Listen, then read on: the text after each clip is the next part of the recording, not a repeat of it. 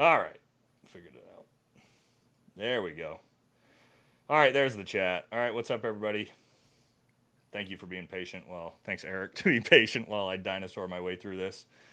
Get it so I can see everybody's chat. We're live. We're good. I can see that we are up and rolling. All right. So, welcome to the channel, everybody. Yes, you are seeing correctly. We have retired, right? You got to be retired Navy SEAL for how Yeah, long you spent how long you spent in the SEAL teams.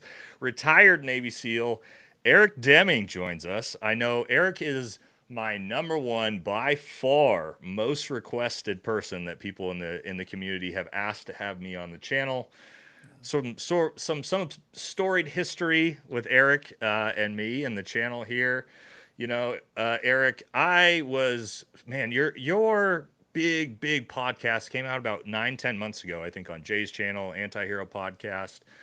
I watched those and I just could not believe what I was hearing. And I put out videos that were very big, hundreds of thousands of views, criticizing you, saying, not that I think you're a bad guy at all, but that I just didn't believe the things that you were saying from my objective lens of my career and what life was like in Army Special Forces. Since then, 10 months have gone by, I would say. I have dug deep into the John Chapman story, all of what's gone on with Slabinsky, Szymanski, a lot of the players. Luttrell, since then, has come out on a podcast and admitted that the Navy wrote his book, handed it to him. Jocko's Jim just had a cartel member arrested. All of these things that I criticized you for, there's no way these are true, have pretty much all turned out to be true through my investigations. So I'm issuing a public apology to Eric Deming right here. I was wrong. You were correct. And we are very privileged to have you on the channel to assist us and to talk about, um, primarily on this one, SEAL corruption, but also the John Chapman controversy. So thank you very much for joining us. If you want to give a little bit of introduction for those who might not know you, we can do that. yeah. First, Nate, I totally understand why you would have thought the way you thought. It's so hard to believe it. If I didn't live through it or didn't witness it and wasn't abreast of everything that was kind of going on with my community, I wouldn't believe it either. It took me a long time to get to that conclusion myself, that within my Yeah. community that we had such a corrupt group of people. So my history was, in 1987, right out of high school, I joined the It's Navy. about when I was born, and I'm old. Damn, you're making me feel old. Yeah. But in '87, I joined right out of high school. Went into the regular Navy. Worked on aircraft carrier. First Gulf War. I was out there when they're sending aircraft off to bomb Saddam the first time. And then right after that, I realized that I don't want to work on the flight deck my whole life. I became a Navy diver. That was such a interesting and fun time of my life. I really enjoyed that. And from there, I went to an EOD command and did another stint there. Learned what they did, and I got out for a short period of time. Oh, okay. I was in the reserves. I still got over 27 of active, but I was 3 years, just short of 3 years in the Oh my reserves. God. And during that time, I became like a reserve EOD assistant program that they had. When I realized the civilian life is me working as a scuba diving instructor down in Florida, that I'm not going to make the $1 million, and I'd rather end. I was having so much fun in the military. I decided to go back in. If I was going to go back in, I wanted to test myself to the highest, caliber that I knew of at the time, and so I put in my package to become a Navy SEAL. I come back active duty.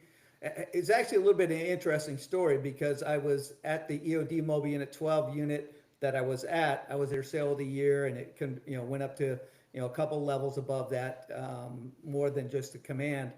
And I was submitting my package to go to Buds. The Buds detailer said, "Yep, we want you." But the diving detailer, which I fell underneath of when I was going to re-enlist, said, "Nope, I need you 2 years on a junk boat before I can send you to Buds." And I was just like, "I'm just coming in to go." But so the command, as far as, and there's been great mentors in my life, and Mark Verado and Robbie Robertson, some other guys, they stepped up to the plate in Shaolin. They stepped up to the plate and sent me to Buds as an activated reservist. And Okay. because of that, um, I got to go to Buds, and it was an interesting thing. And as soon as I graduated Buds, that's when I re-enlisted and became totally active duty again. I was classed up with Bud's class 215. Shortly after Hell Week, I was the LPO of the class because I had already been a kind of a little bit of a senior guy. So I was the LPO of the class up until we graduate. I stayed with my class the whole time. Because I was LPO, I was able to um, select what team I went to. And at the time, all the instructors, all the good instructors came from SEAL Team 2 and had the most respect. So I request, and it was the most operational. So I requested SEAL Team 2, and luckily I got it. Show up at SEAL Team 2 after shortly time of being there. They got enough guys together, and we had an STT class. STT stands for SEAL Tactical Training. BUDS is just a proving ground to make sure that you had the mental Is fortitude. that kind of like SQT now, It or is is that something what got different? shifted to Okay. SQT. Correct. And but back then at the time, you get your trident as soon as you graduate SQT. Back then, you got to your team, you went through STT with all the other teams, upon graduation, you get selected into a platoon, and uh, and and then from there they do a board on you when they feel you're ready to put on a trident. So most SEALs at the time didn't put a trident on until probably about 2 years, and SEAL Team 2 was probably the longest process to actually put a trident on. Because I was the honor man of STT, Winter Warfare Platoon picked me up, and luckily, so I got all the Winter Warfare training, which was another, I was just drinking from a fire hose, trying to keep up with all the solid operators, and Is that in Alaska? it is Where you in guys do that? Alaska. And Yeah, oh, fuck that. well, no, well, you go up there for training. Oh, I loved it, and I'm from Florida, so Okay. I loved it. And we actually had guys. We got we got the Norwegians that are training us. The Jaegers are great, Yeah. great guys, and but we got out there and the weather had dropped so drastically that we ended up with some guys getting frostbite where we had to get saved by the Army National Guard. They had to launch a recovery airplane come out there and get us. But luckily I didn't get frostbite. But anyway, so long. After that, get the SEAL Team 2, and then I deploy. And start making deployments all the way up until 9/11, and And you did, Eric. How long were you in the SEAL teams for? right at 20 years, just short of 20 years. So that's so I did 10 years 2 months in SF, guys, and that's longer than most people. And Eric is doubling my time on the teams. That's an impressive career. So as we do this, Eric, we'll I loved it probably so much and still do. And yeah, honestly, if needed, I'd jump back in there. I'm just like, yeah, right, if I could stay in mid pack of everything we're doing, and I wasn't a hindrance. yeah, I'd be there. yeah. All right. So as we do this, Eric, we're going to take some questions, comments from the chat. So chat, feel free, send some super chats if you got questions for Eric. Well, obviously, we're going to do our discussions and we'll stop intermittently to take these. First one from Brian said, perhaps Slab is going to regret not putting his location in line 6 after this interview with Deming. DJ Sneed, 200K Inf versus Cartel or SF. I'm not sure what that one is. Sorry, brother. And then Jay from Green Beret Chronicles says, looking good, Great guy. Eric. Shout out to Nate for finally coming around. Yep. I mean, look, guys, I am one. If you provide me new evidence, which I've been provided with a lot, I will. I'm not an arrogant guy. I will say when I'm wrong, and I will apologize for. I may try to make decisions of what I have information at the time, right? I obviously didn't have the information Eric had. I was just going off what I've heard. It is what it is. But that's what I want to jump into next, Eric. As the National Medal of Honor Museum is obviously opening next week, we know Britt Slabinsky is getting a big exhibit as one of the 200. John Chapman will be dishonored with a tiny little exhibit. The family knows that. I just had Lori on. I want to get into that story, and my viewers know the John Chapman story as it is from the actual tactical Medal of Honor winning story of the actions that happened that day.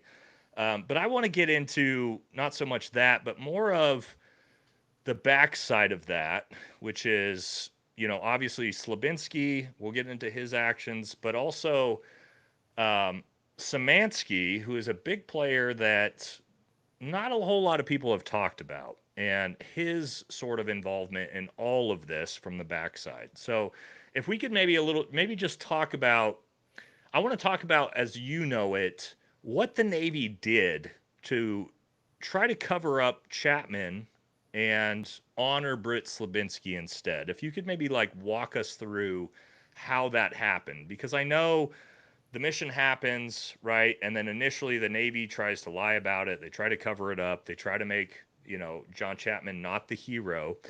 How does that all transpire from your perspective of someone who is obviously deep into that community who knew what was going on? So, actually at the time they did a great job of covering up. It took a couple of years before. So after I go through multiple different platoons, I finish up four different, deployments and, to both Iraq and Afghanistan. And, and I come back and because I do deployments afterwards, I might be confusing some of them too. But I come back and I have to go to training at some point. When you got so much time in sea duty, they say, no, you have to do a short billet duty. Right. And at the time, uh, I want to stay on the East Coast, so I go over to Det Little Creek, which is our advanced training command, and that's where they teach free fall, they teach static line jump master, breacher, sniper, close quarters defense, ASOT. So this is all individual schools except for close quarters defense, which taught it at the team level or at the platoon level. Okay. So I have a one of my mentors, Noel Harris. He was my platoon chief, somebody I looked up to very well. I just finished up my platoon chief. He's over there, and I go over to talk to him, just like, all right, where should I go over here? Because I got the diving background for the dive suit. But, I could have easily went that way. I was already a free fall jump master. I could have done all the static line jump master course type stuff. I wasn't ASOT, and I wasn't really interested in it at the time. I later on become, do that. But so I talked to him, and he says, Eric, if you want to get back operational as fast as you can, as far as get back over there, and you want to keep your operational skills up to a high standard, I would become a CQD instructor, and that's what I'm doing over here, and I highly recommend it. It's been one of the best things for me, and thank God he did, because of that you have all the access to the after action reports. You got all the team guys going through critiquing you and your course. They're making sure that all the tack houses that you're doing and all the vignettes and scenarios that you're setting up are what's realistic and what's happening downrange. So they gave us all their personal stories. They told us how CQD was successful for them, and so we would implement those scenarios and that feedback into everything that we are doing. And because of that, we were so well respected, and these guys are going down range, putting their lives on, in harm's way. We were respected so much that they would openly talk to us. And we also had Dev Group instructors that were CQD instructors. Right. So I start hearing just like, So you, okay, sorry to go ahead. interrupt real quick. You start getting sort of, not, I wouldn't call them I mean, we're always students of different classes, but essentially students who may have been involved in this operation coming through your course. Yes. Okay. And they're all, and they're unhappy with a lot of the stuff. And they're just like, so you start hearing it and you're just like, and nobody wants to shit on their teammate. Nobody wants to talk bad. Yeah. But we do want to point out failures so that we don't make them again.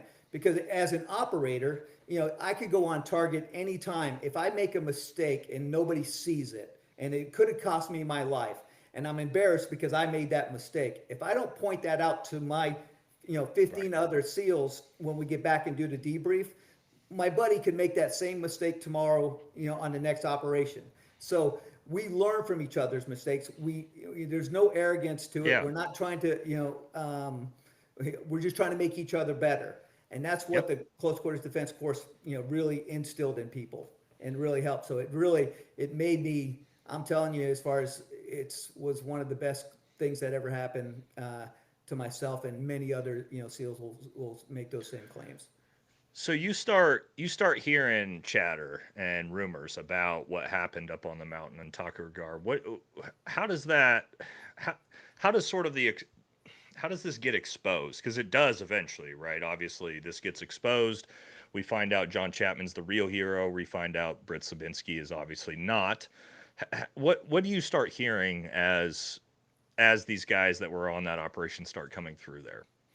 Uh, the first thing I started hearing was how what a great job Neil Roberts Fifi did when he fell Okay. out of the helicopter. At first, the story Right. was that he died or he wasn't alive for very long, but he ends up actually fighting for his life close to somewhere between 30 and 40 minutes after help before they overwhelm him. But before they overwhelm him, he is fighting, left, right, and they're just flying off of him. And so they were just like that that group had gotten close quarters defense directly from Dwayne Dieter. The tier one guys were getting, Dwayne Dieter couldn't train all the teams. The tier one guys were getting directly trained from Dwayne Dieter, and all the instructors, all the SEAL instructors were getting trained directly from Dwayne to teach it to the rest of the teams. And Dwayne would do some, quarterly training to make sure that we're all on the same page and we're all doing the right things. So because of all that, as far as that's when I, start hearing everything. Well, maybe missed your question a little bit. I just So the wanted to, question was for the John Chapman, how do we initially find out that yeah, like, oh, John Chapman actually is the hero? The Navy has been trying to cover this up.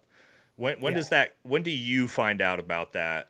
Because obviously you knew about this probably far earlier than the average Joe, like, or you started hearing about this way before any of us probably would have had any idea that this was going on.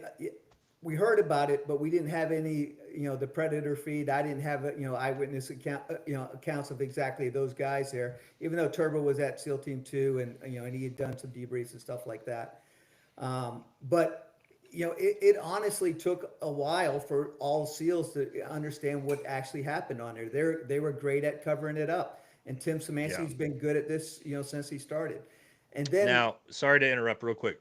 okay, Szymanski, as far as I understood, now Slabinsky was the on the ground GFC ground force commander, but Szymanski was sort of the, we would call it the SOTF for us, the Special Operations Task Force. He's sort of the commander, sort of back at the JOC, at the SOTF, the Siege SOTF, that's in charge of the overall decision to do this operation, right? As far as I, and again, correct me if I'm wrong. you're This is just 100% going correct. He back. was the operations Okay, officer. He was, there we him go. and Vernon were both there. Um, Everybody, so Takur Ghar, the Russians were never able to take it over. Everybody that was in that AO knew it was a heavily fortified area. Tim Szymanski thought that that's where Osama bin Laden's going to be, and so he wanted, and Britt, being the weak operator that he was, and just like and that's just not my opinion. That's opinion of a lot of people. Tough to Uh, argue against that at this point. yeah, and so in my community, usually when you get to the senior chief level, um, you make all the tactical decisions most of the time, many of them. Which Okay. so he should have been able to push back. They broke all protocol, sending that helicopter to that position. They got Tim Szymanski pushed Slab to do it in the first place. They were supposed to do an offset. They were supposed to patrol up to the mountain just like a normal RNS would be. When they have to, they get delayed because of helo issues, and now it's starting to get close to daylight. Now they can't patrol up during at nighttime, so they decide Tim, and the leadership push Slab. No, you need to get to the top of the mountain, and Slab should have said, honestly, he should have said no. And Right. other teams had already turned this mission down. So, Yeah. Slab had this information. He knew it was not only questionable, that it was tactically not, correct to do it. He was breaking the protocol to do it in the first place. So, And I don't want to I don't want to interrupt you, Eric, but I want to sort of corroborate what you're saying. So I actually know personally one of the highest level CSMs in country at the time when this happened, and they were also told by the Special Forces ODAs in the area that you absolutely cannot fly a helicopter into that area, and they basically said, we're Navy SEALs, we're going to do what we want. So I can corroborate that with people I know, that that is something I've heard from our organization also as being true. nice. Please interject those things because people hearing it from me, it's just one source, and we need to have multiple sources behind us. And as I Yeah. do these podcasts, it just people are dogpiling on with more and more. amplifying information. If you have Right. anything to contribute to, paint a better picture, please reach out to Nate and myself, or anybody that you think can help you. Yep. But so they break all protocol. They start to land on the X, which is what you should never do for an RNS. They get close in Yeah. there, and they start taking gunfire. As they're taking gunfire, now I don't. I would like to know 100% from the gunner that was the tail gunner, who ends up falling out of the aircraft also, but he's on a tether. But I don't know if Fifi was trying to help him get in, or he fell out trying to help Fifi not fall out. It'd be interesting Yeah. to know, because that's the type of guy Fifi was.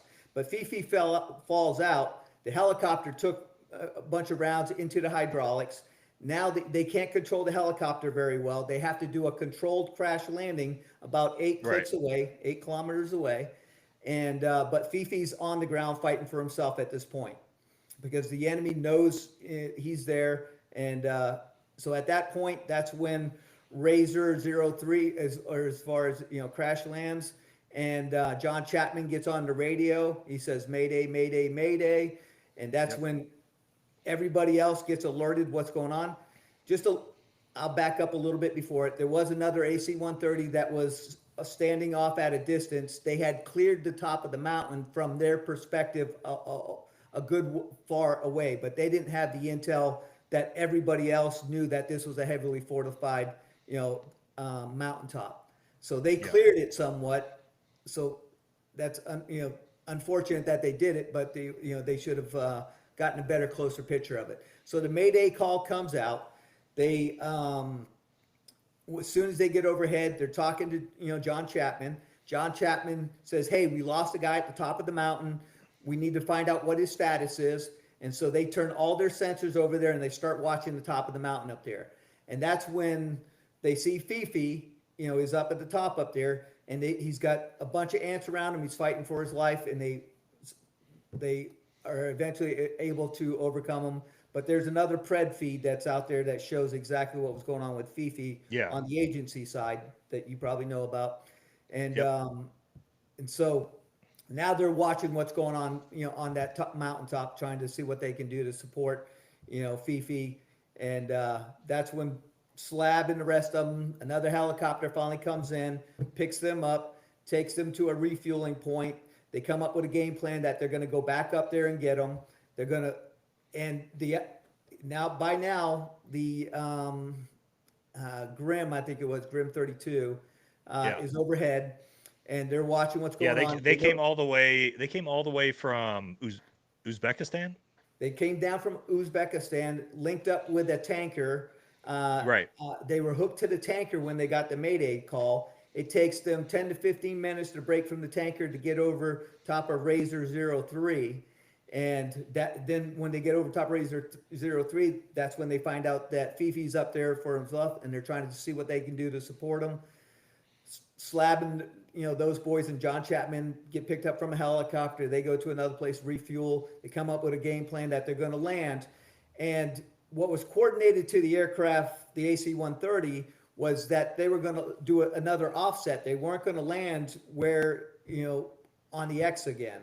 That's what was relayed to them. So they got all their sensors, and they're basically saying, okay, this is a good landing zone here. They got it all lit up for them. And then the next thing you know, that helicopter lands on the X again. That's when they scroll over and trying to start to support them. So then they witness, Britt Slabinsky coming off the back of the helicopter. He falls down, and that can happen to anybody. But John, and guys, Chapman, this is not Eric making this up. This is from an eyewitness from the AC-130 sensor. The sensor operator literally has corroborated and watched this happen, just so you guys know. So because, these guys had, so John Chapman's new to this team somewhat. Whenever we have augmentees, whether it's EOD or SIGINT type people, they're kind of towards the back, as far as we want to protect them. We don't want them to be the first assaulters. They don't need to be in the initial entries and stuff like that. Not that they can't do it. It's just that, our guys have trained, that, and they can read off each other a little bit better. But John Chapman had gone through close quarters defense, And so when Chapman falls and he's number two, he knows he has to take point. And as soon as he gets out of the helicopter, he's taking machine gun fire. He sees where it's coming from. They're exposed. His only option is to basically assault that machine gun bunker. And he starts Right. making way through the snow. He's waiting for the rest of the team who he knows been trained the same way, that they're going to come up, and we call it a spear. They come up on each side whenever you make an entry into a Yeah. structure like that. He's waiting up there trying to just like, all right, where are these guys behind me? Trying to get the squeeze. Let's go, let's go, let's go. He's exposed himself to the fatal funnel for a long period of time to where he says, fuck it, I got to go. And he goes in and he takes that machine gun bunker by himself. Slab is behind him the whole time. I don't know why Slab doesn't catch up, but as far as it doesn't happen, and John has to do that. Then the other guys are, now that machine gun bunker's down, and thank God, John Chapman did it, because that saves the SEALs' lives. Now they can start Right. spreading out and starting to maneuver to start dealing with the other enemies that are up there and trying to find out where Fifi's at. At that point, the guys that are over on the left-hand side get hit with some rounds as far as they got exposed and they got shot in the legs, Turbo and some other guys. And John Chapman is over here with Slab, but Slab now moves over to find out what's going on with his guys. He says that he thought John Chapman was dead at this point. He thought John Chapman got killed. He sees that he's got his guys that are shot, and he makes a judgment call, and he starts to evade. That's by the camera. That's the one eye in the sky that tells no lie, and you got the eyewitnesses that basically witnessed this. Now the problem Now, here, yeah, didn't Britt say though on the radio? Britt said that there was suspected KIA of John Chapman. that's So I know. after, that's over. He's off over down the military, peak of the mountain where he's Okay. not taking any effective fire anymore. He is protected. Now he's got time to get on the radio, and he starts talking to Grimm, and he says, "Hey, we got a possible KIA." They're thinking it's Fifi because they know they've been watching Fifi this whole time. They don't know that Yeah. John Chapman's still up there, and so they're going to start putting some big guns up there and letting loose on top of the mountain. Luckily, they have a malfunction on the big gun. So now they switch to another gun and they start using more point detonating type, ammunition. Right. So at this point, Britt Slabinsky's down the side of the mountain, can't see. He has no idea what's going on top of the mountain. And now the AC-130 makes his gun run, starts shooting things. Next thing they know, they see a strobe, a U.S. strobe flashing. It's inside the bunker area, or it's not flashing, like it's not totally overt. And that's when they do a tactical pause. And they're trying to figure out what's going on. And then, when Britt does say, when he calls in for that close air support, he says, I got a possible KIA.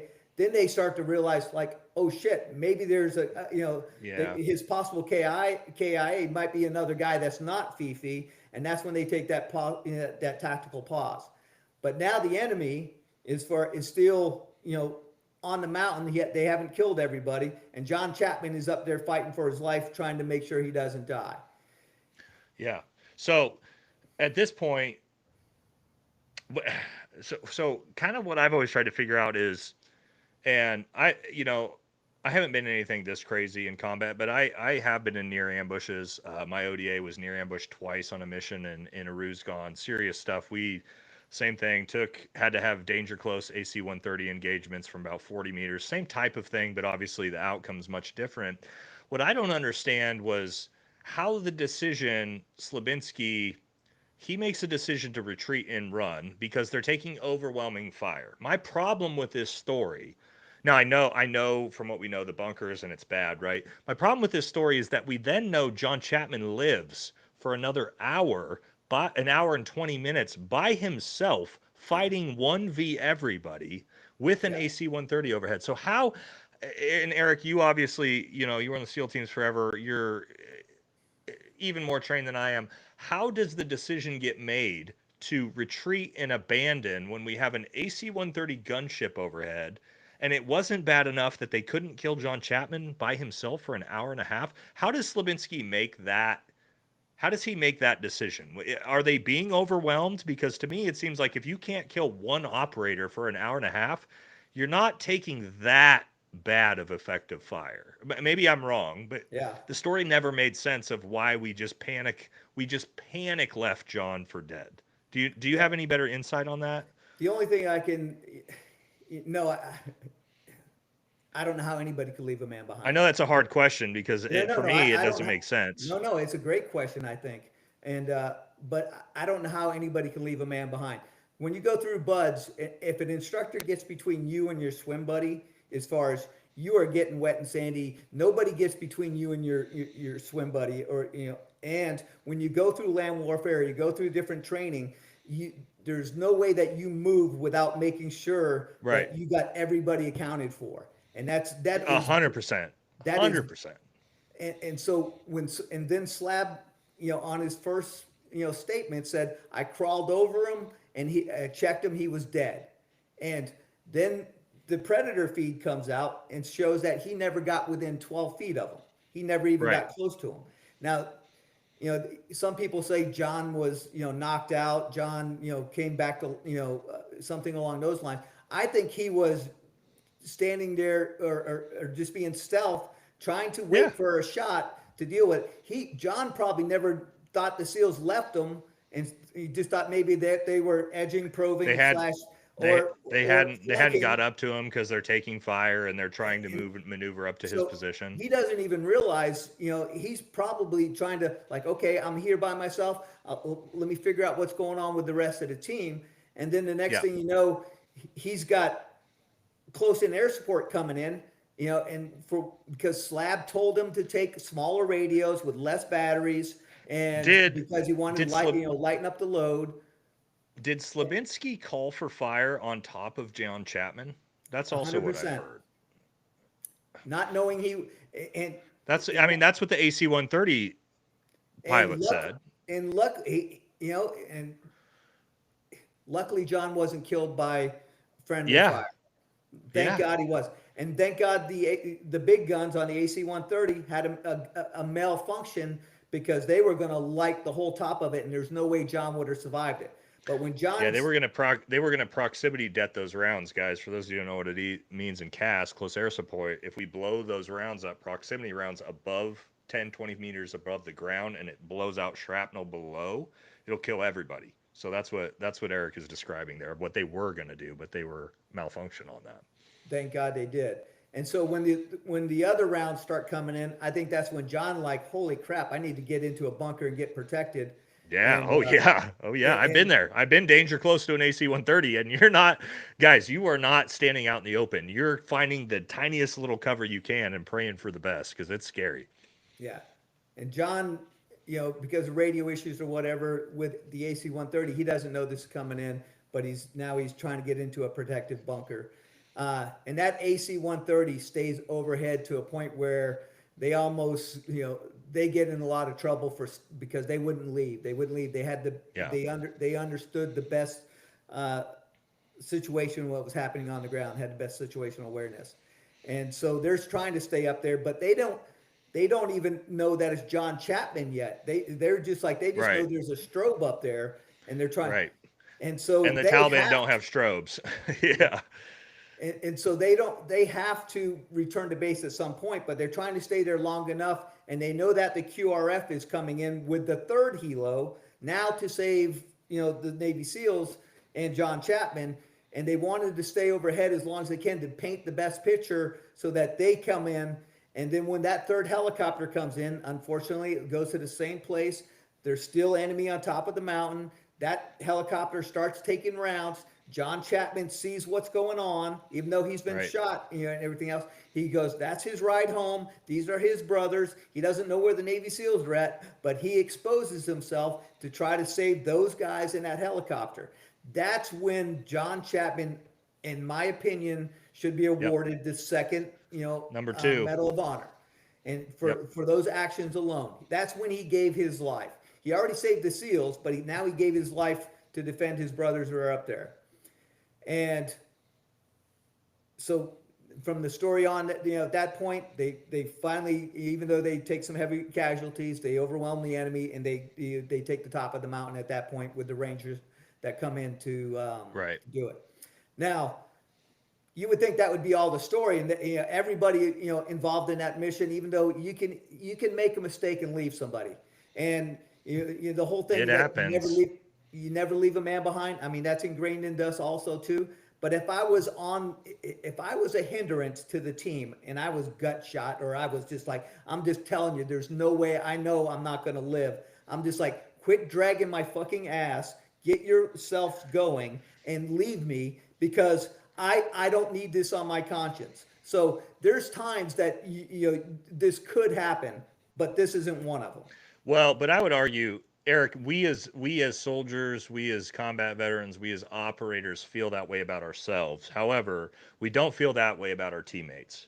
And Yeah, if my teammate is not shot in the 100%. stomach and I he's on the ground and he's bleeding out, guess what? I even if he tells me, "Hey, yeah, you just leave me for dead," we're not gonna fucking do it. It's not gonna yeah. happen, right? I'm not gonna go back to your No, you're wife right. and I kids could. and You're look probably. them in the face and be like, "I could have potentially drug you out and saved you, but I was more concerned about me Yeah, staying alive." You wouldn't have done that. I wouldn't have done that. We've been in these situations. And I don't necessarily think, I don't think Slabinsky purposefully abandoned John Chapman. What I do think I is that he agree. was shitty at his job.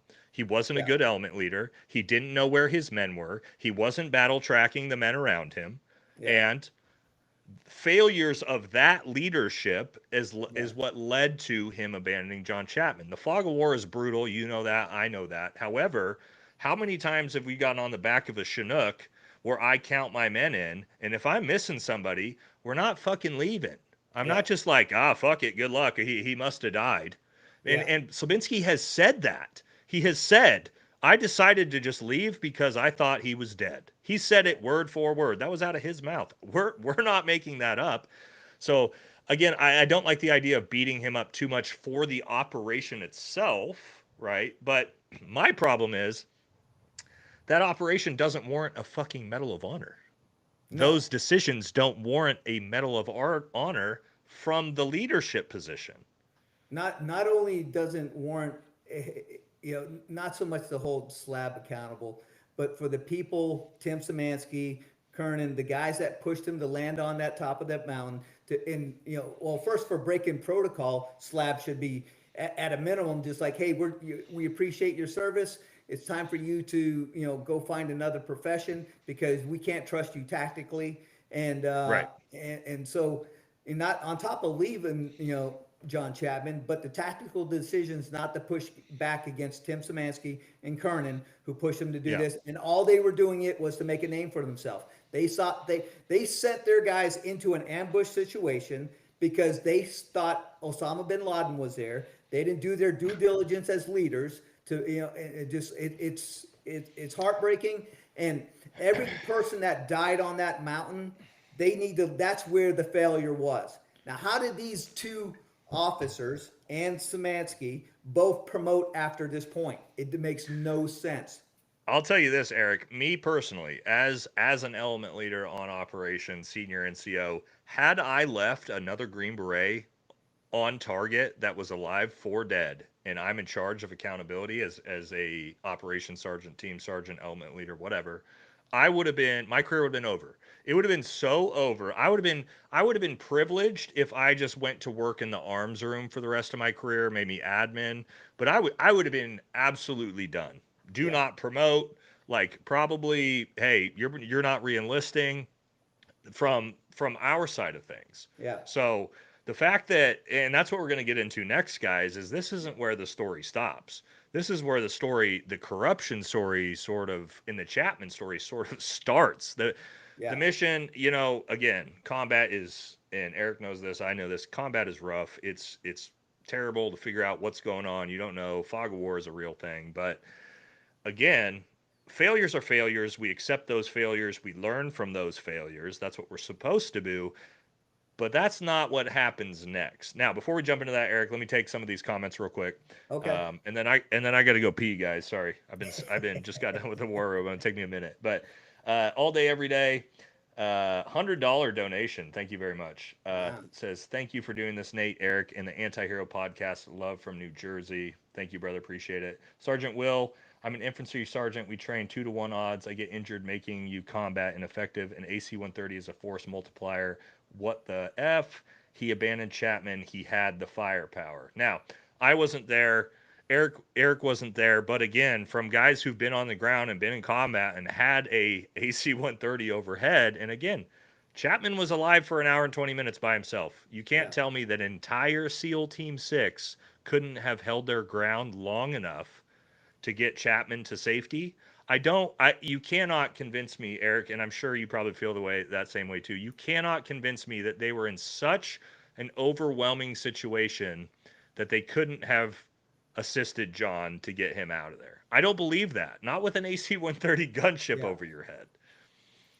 Oh, And I, one more, Eric. One yep. more question for you, Eric. Can you clarify more? Well, guys, we're not going to get into this one. More on the interpreter situation and Jocko. We'll probably have an. I'll have Eric back on the channel and we'll discuss a bunch of that. But we're going to be focused on the Chapman story for now because the museum. But real quick, guys, let me go pee real quick. Everybody, hang with me. It'll take me a minute. Sorry, guys. Sorry, Eric. I'll be right back. No problem.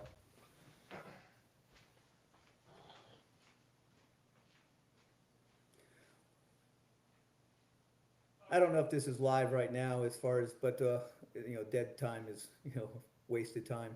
Um, but I want to let Nate know that having Lori Chapman on the podcast was um, such a great thing to do to show these Gold Star families that are out there um, that don't have a platform, that aren't sure what happened to their loved ones, uh, and that there are people trying to help and get the right information out there.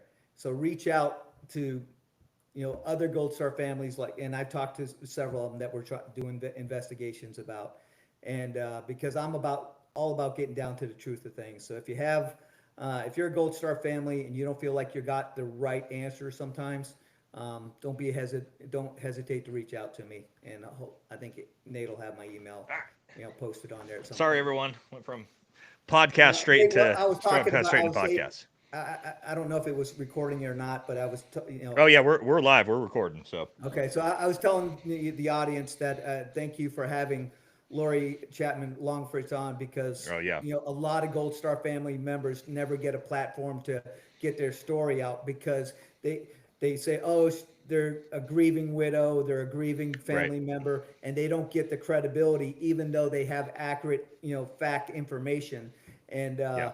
and that's the way that the bad guys will always paint them, and they never get a platform to talk. And thank you, and I honor you for doing that for Well, and that's why I've been so passionate about this story is, I mean, you like me, we've lost friends, we've lost teammates, and I take very seriously my actual ODA teammates that have lost their lives. I take it very seriously that they're taken care of going forward, and the fact that the Chapman family, his family, his mom, his sister, everybody has sort of been so disrespected.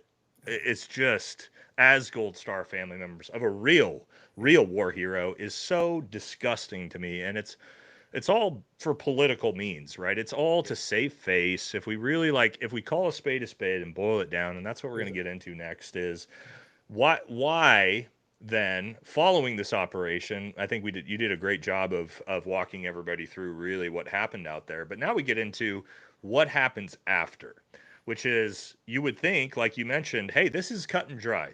Amazing war story, botched sort of mission, failures happen, fog of war. Nothing like, from a military standpoint, this stuff happens, guys. You never know what you're going into. You don't know the adversary you're going to face. Bad things happen.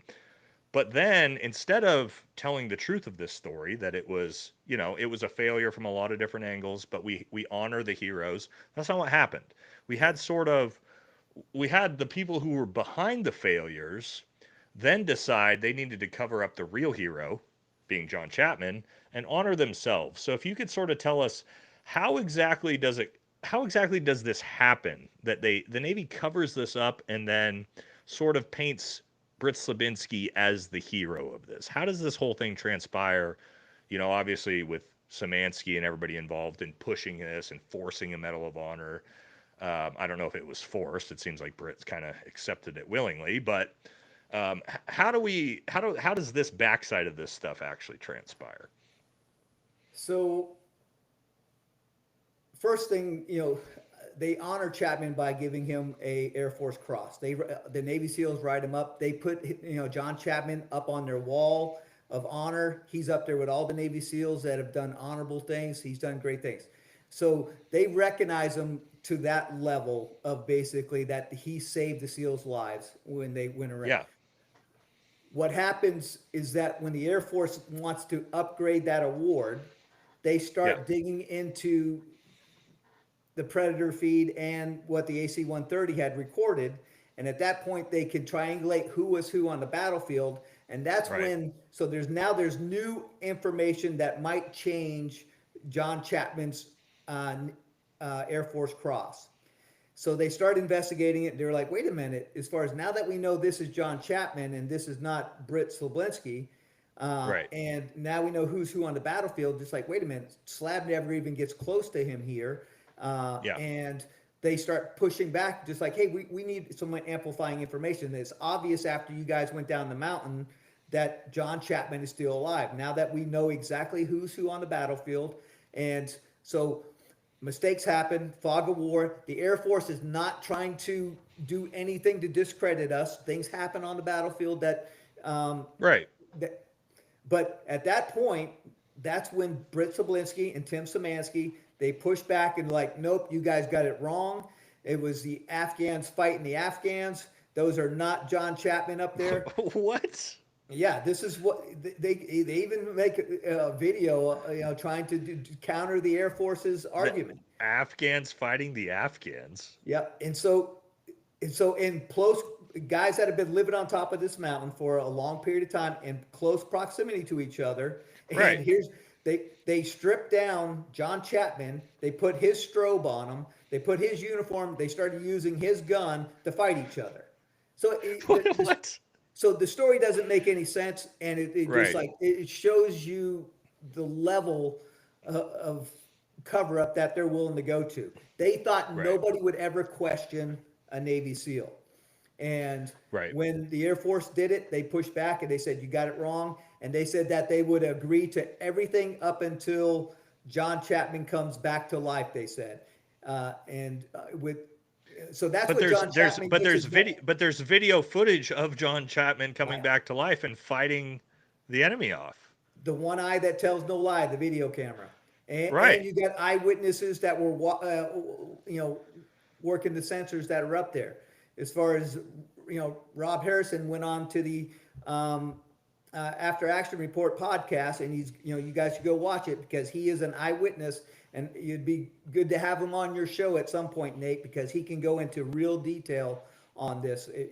I would recommend you doing that.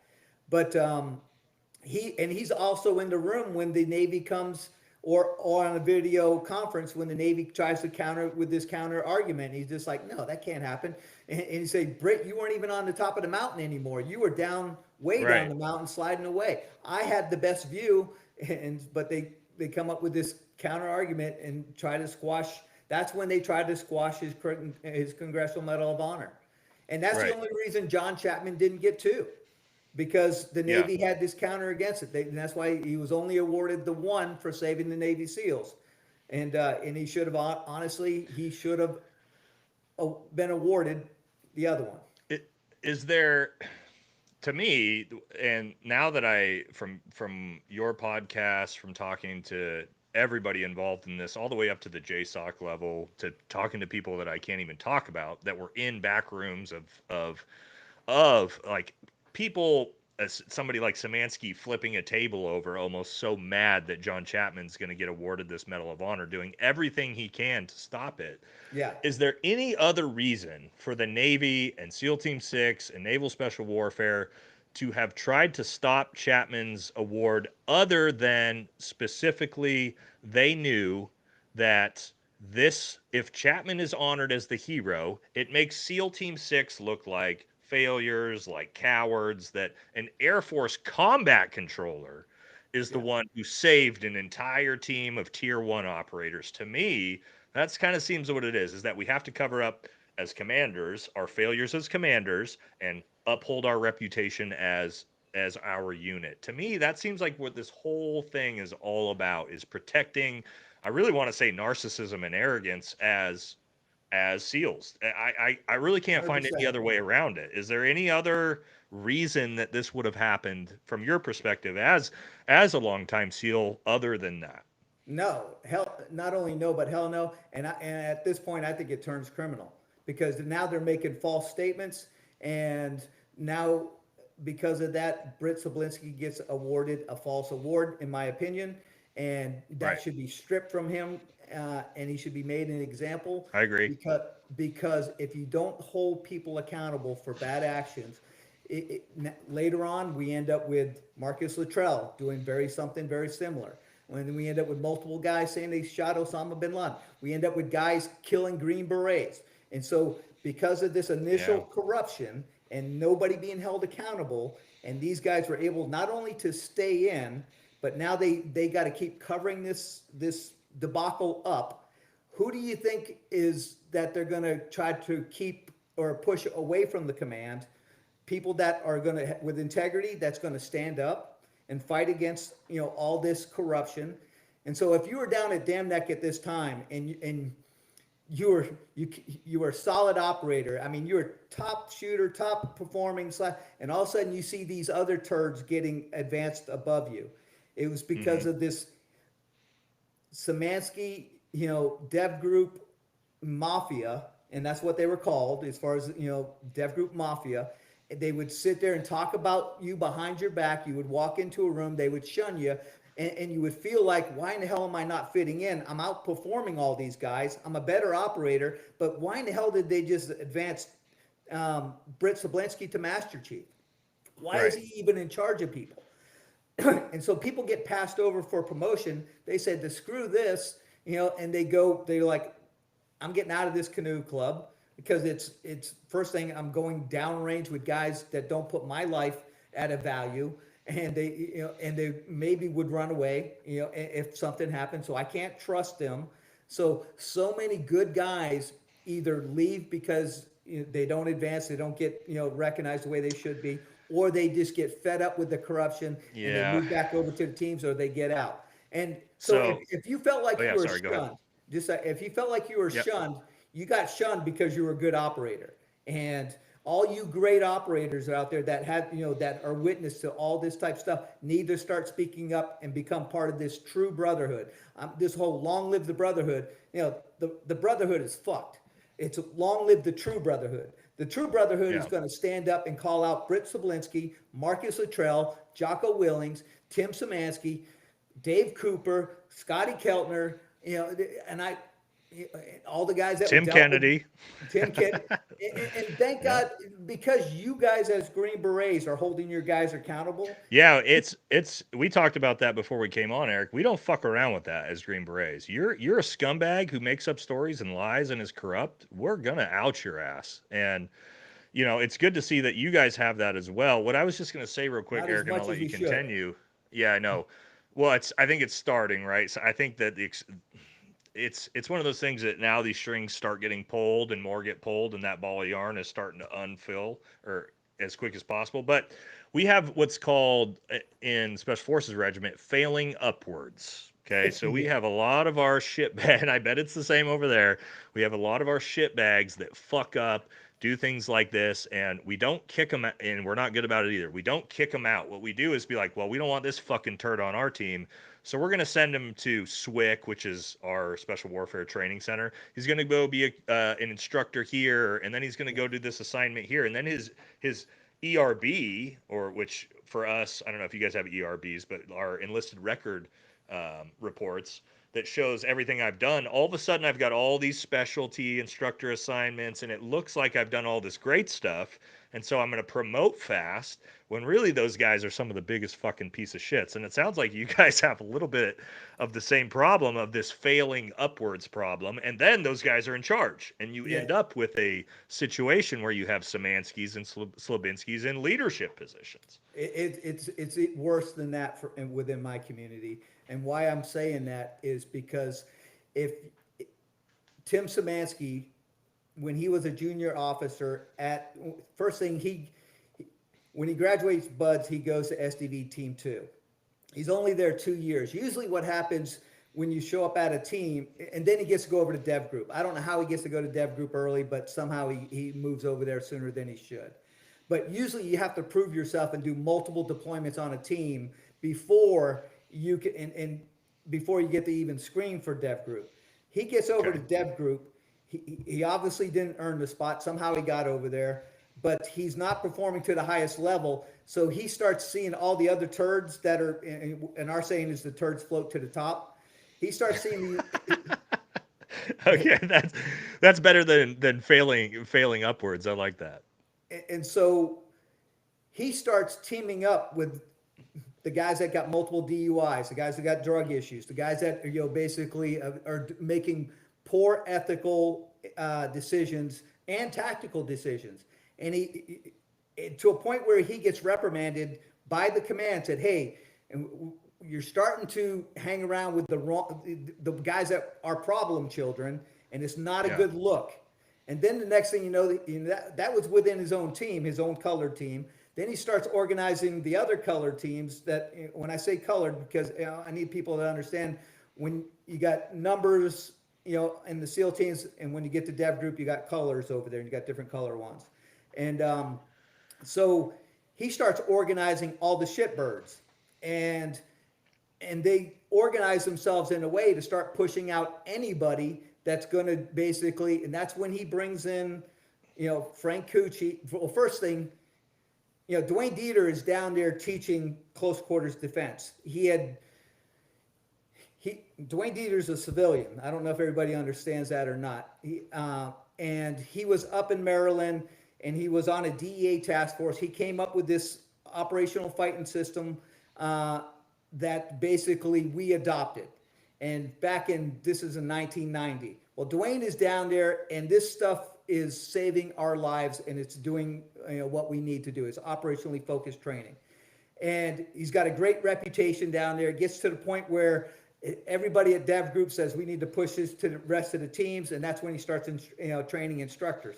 But at that time, when he's down there, Tim Szymanski comes to him and says, "Hey, Dwayne, let's link up together. We'll franchise schools, and we'll put a SEAL trident on it. Because Dwayne is the official SEAL trainer. He was doing that for over 20 years, all the way up to 2010-11. And so he tries to bribe Dwayne Dieter. And Dwayne Dieter, I don't even know if this is legal, but goes, and that's not even why I'm not doing it. I don't want to put out, DVDs and VHS tapes, learn the secret fighting techniques of Navy SEALs, and sell it to the masses. He would have made millions because Right. the SEAL brand is strong, and Yeah. Tim Szymanski is all about just the brand or whatever. And so, but he turned him down. And when Tim Szymanski gets turned down because he's a narcissist, now you're his enemy, and he's going to attack you. He does the same thing. I've heard that. Yeah. He does the same thing to Admiral Olson when Admiral Olson reprimands him for trying to stage a fight between Delta, which doesn't exist, and SEAL Team 6, which doesn't exist. As far as Right. I mean, honestly, I could have lost my clearance if I would have been out in town saying, using these terms. Right. And now that, it's so blatantly out there, Yeah. that, these things at time. And here's a guy trying to stage a fight, which makes a fight between, Army and Navy, a fight that we don't need. And he gets reprimanded by that from Tim Szymanski, and he gets reprimanded on multiple different things to a point where Tim Szymanski now with his Dev Group Mafia, he's going to target. He's after Dwayne Dieter, and he's after Admiral Olson and anybody else that gets in the way of what he trying to do. Now everybody's just like, well, how does Tim Szymanski have this power? How does he get to Right. do That's this what I type was of just going stuff? to ask you is how the hell is he pulling this stuff off? Yeah, because he grew up in Maryland. He was friends with the Bidens. Joe Biden. He went to Yeah. church with the Bidens, and he's friends with Bo and Hunter.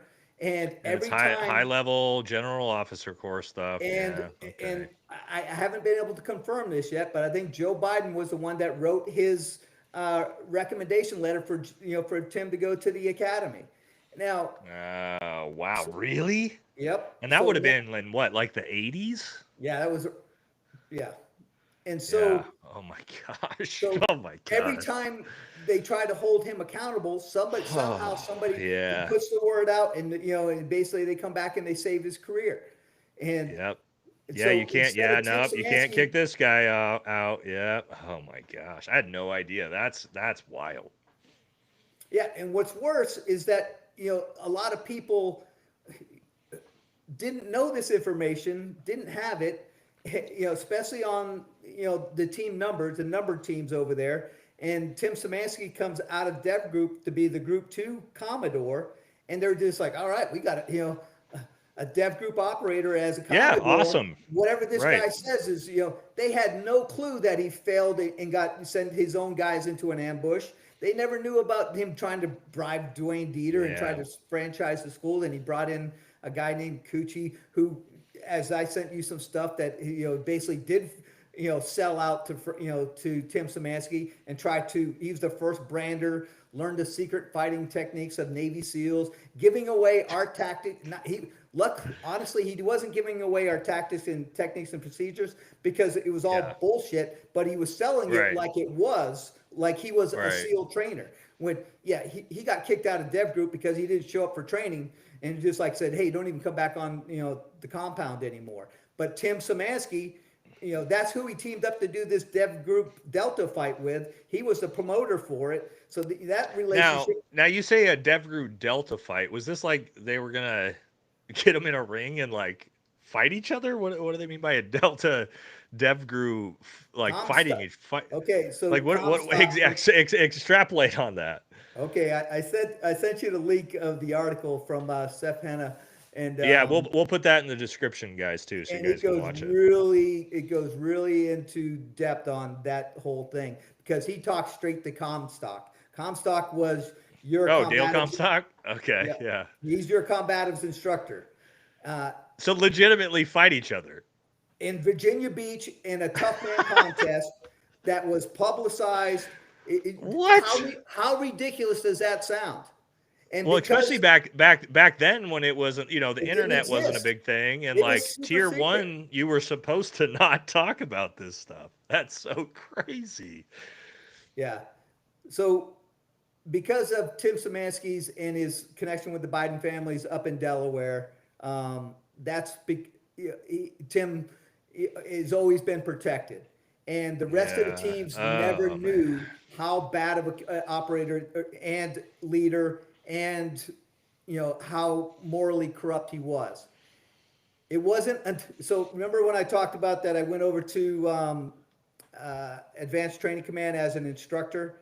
This is Hmm. when I get over there, and because Tim Szymanski tried to bribe Dwayne Dieter, and now I'm running the course, close quarters defense.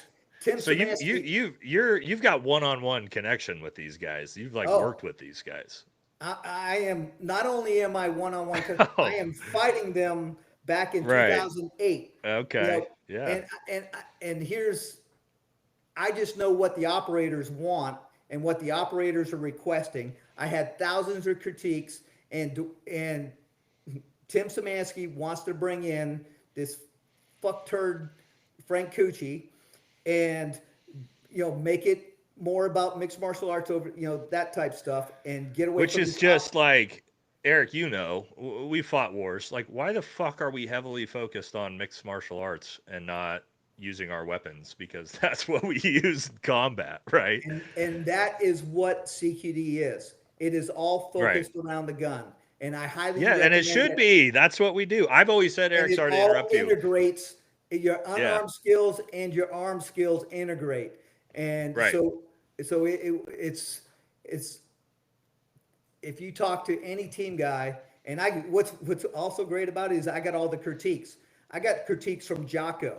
I got critiques from all these guys that went through the training, and they might say, Jocko on his latest one of his podcasts, not he just like, oh, it was a training system that we used for a short period of time, and when I got to be in charge of trade debt, I did away with it. And that's what I'm fighting Jocko and Tim Szymanski at the same time back in 2008. So, Okay. so they're both trying to get rid of, close quarters defense, and I'm just like, what the hell is going on here? You guys Now, drinking what are they trying to replace it with? a mixed martial arts combative system. Which That is which is dumb. so Like, this makes no sense. what's so because Dwayne close quarters defense was such a unique system, it was sole source, and they said their argument was, well, that's not fair. So we went open source again with it. And when I say we, as far as Dwayne Dieter had been teaching close quarters defense since 1989, 90.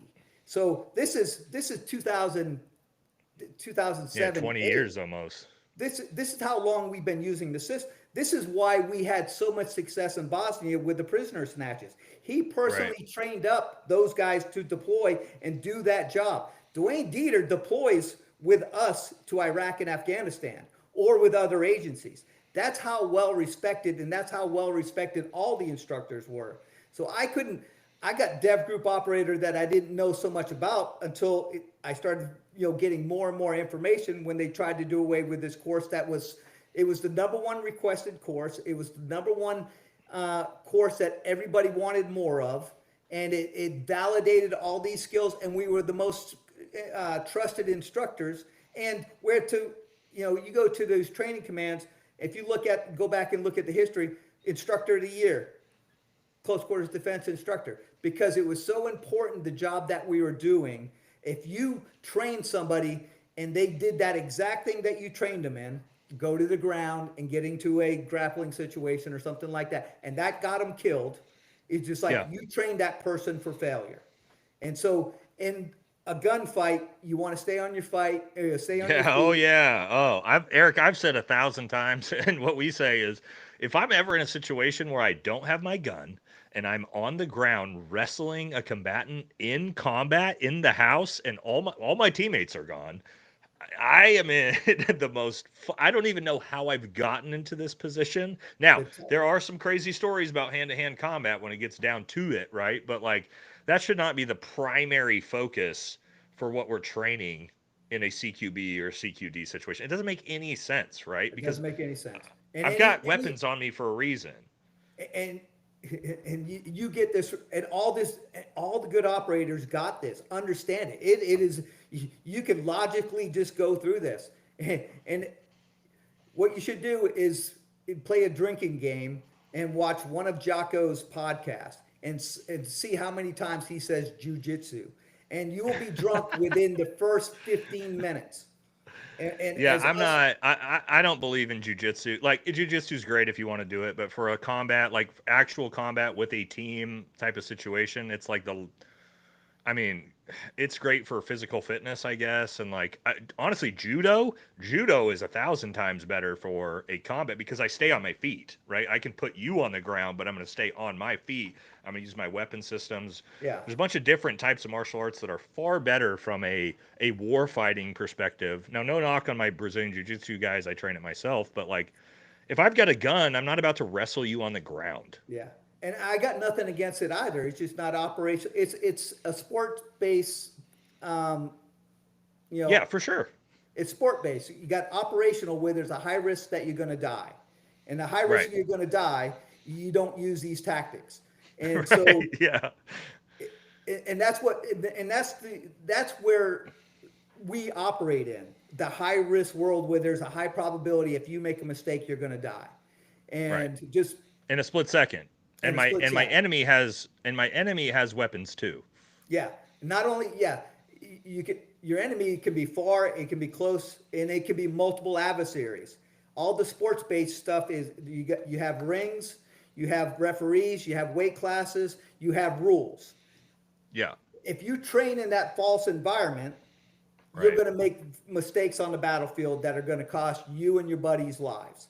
And if Yep. anybody could argue, come up with an argument against that, and all the 95% of the SEAL CQD instructors all came back from a, a fighting background, all of them. Just but so we all Right. understood that was sports.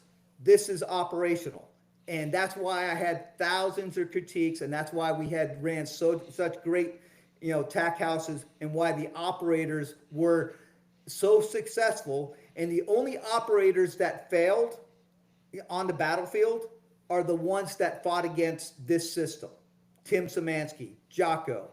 I can't say much about Marcus because nothing was close for him because he just ran away. Right. All right, real quick, let's take a little hiatus while we answer some questions. We got some questions for you.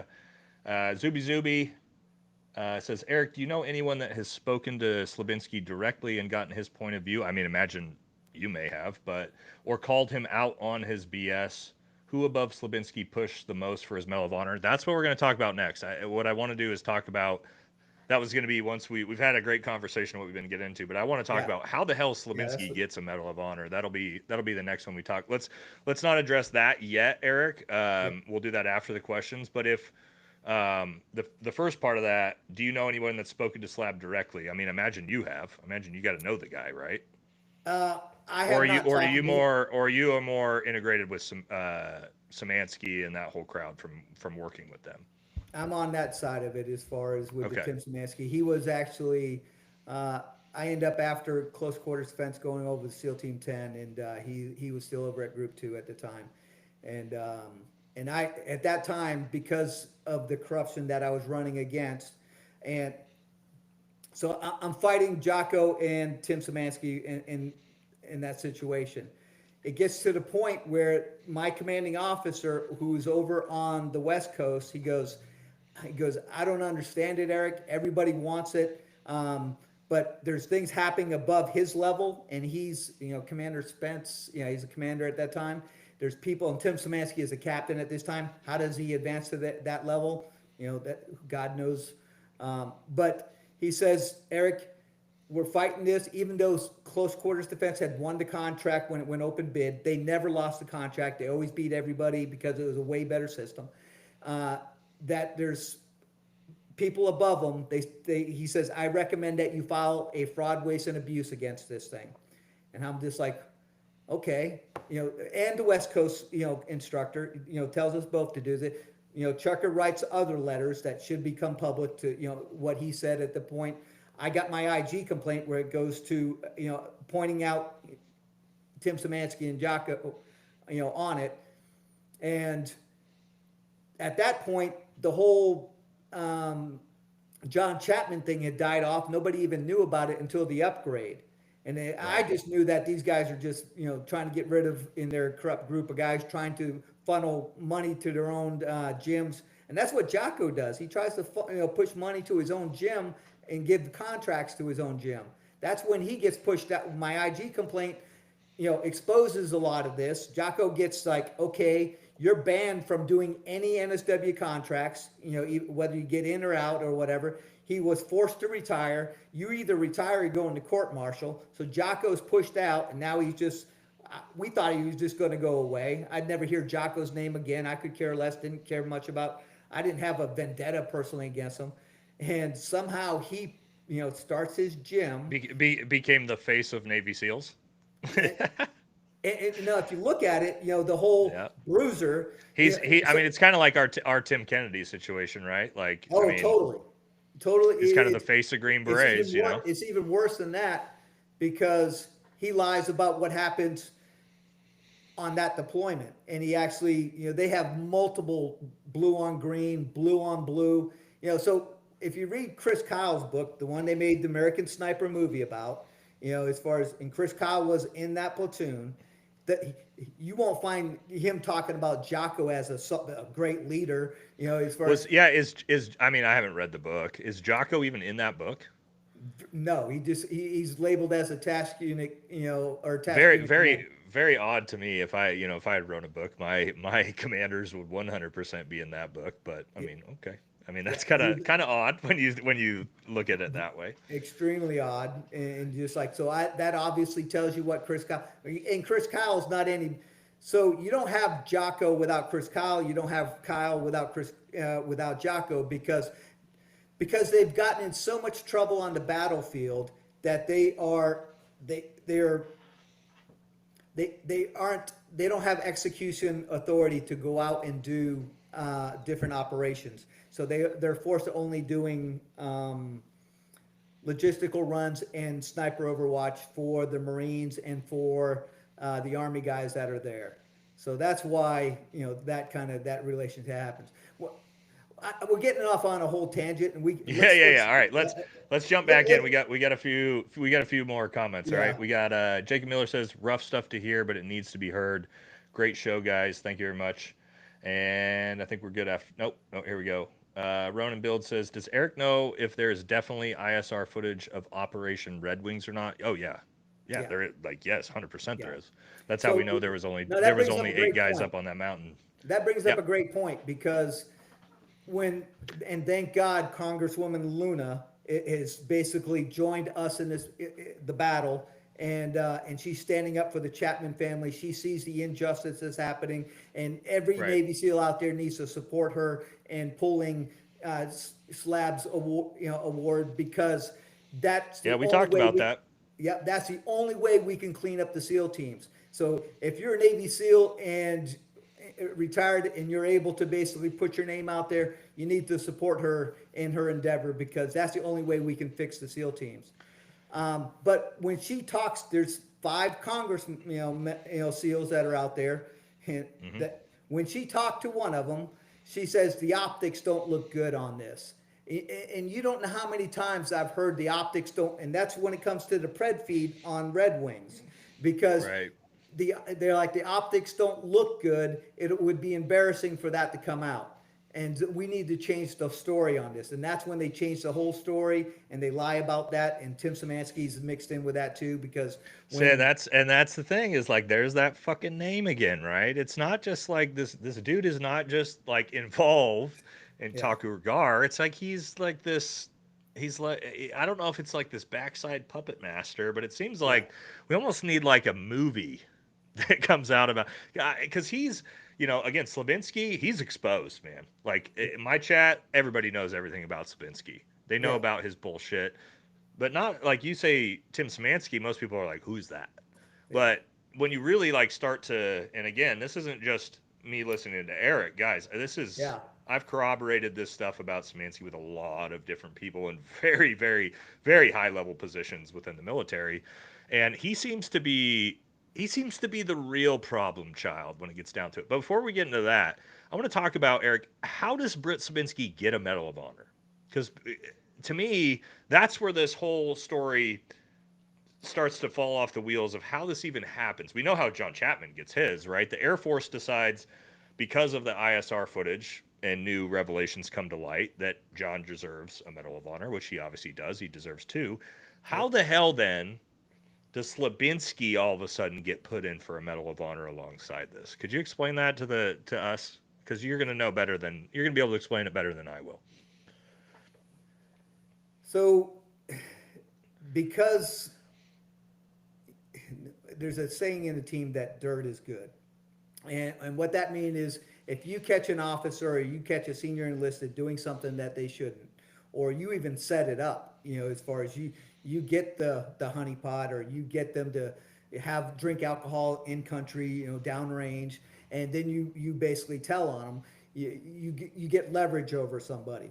Well, Slab had leverage over Tim Szymanski, and you just like if Oh, they're okay. upgrading, if they upgrade Chapman's, you need to upgrade mine, or I'm going to tell everybody that how you ordered me to do this. So, real quick, that's interesting, Eric, because I've heard supposedly, now this isn't necessarily from my sources, this is the rumor mill, that Slabinsky tried to deny it and he tried to refuse it and he didn't want to have it and like and I've never that heard it. Szymanski and everybody forced him to accept this Medal of Honor.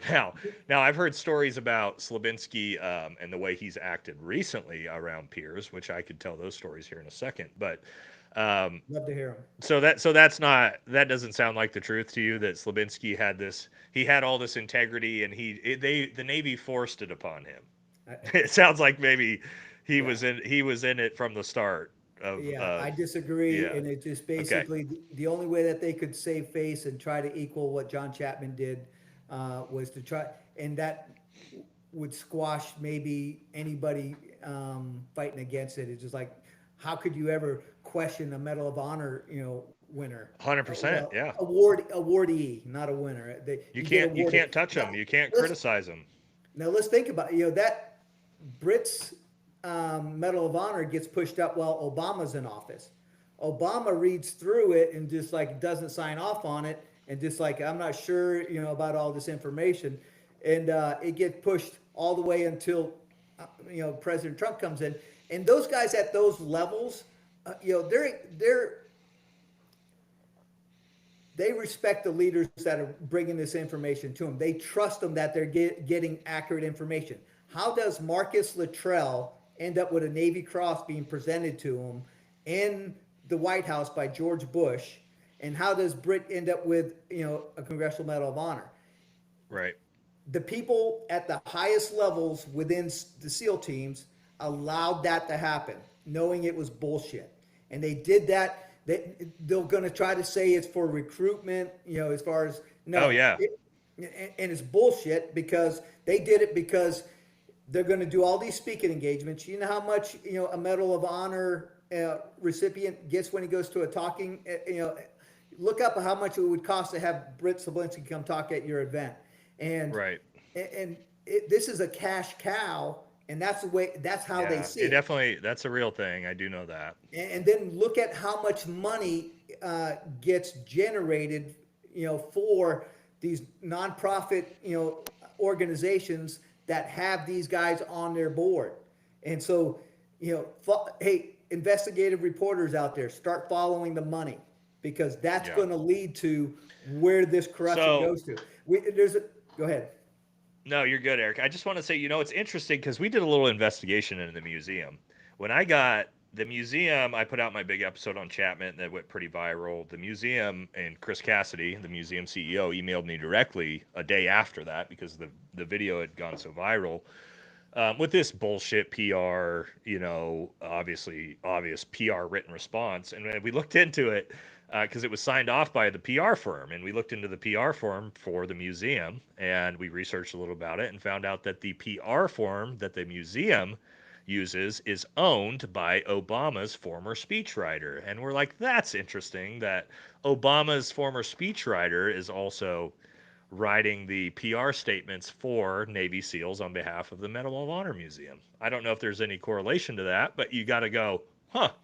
That's kind of odd when we start talking about Szymanski and being connected to the Bidens and the National Honor Medal Museum being, their PR director being run by Obama's PR speechwriter. You're like, huh, this is kind of all interconnected a little bit.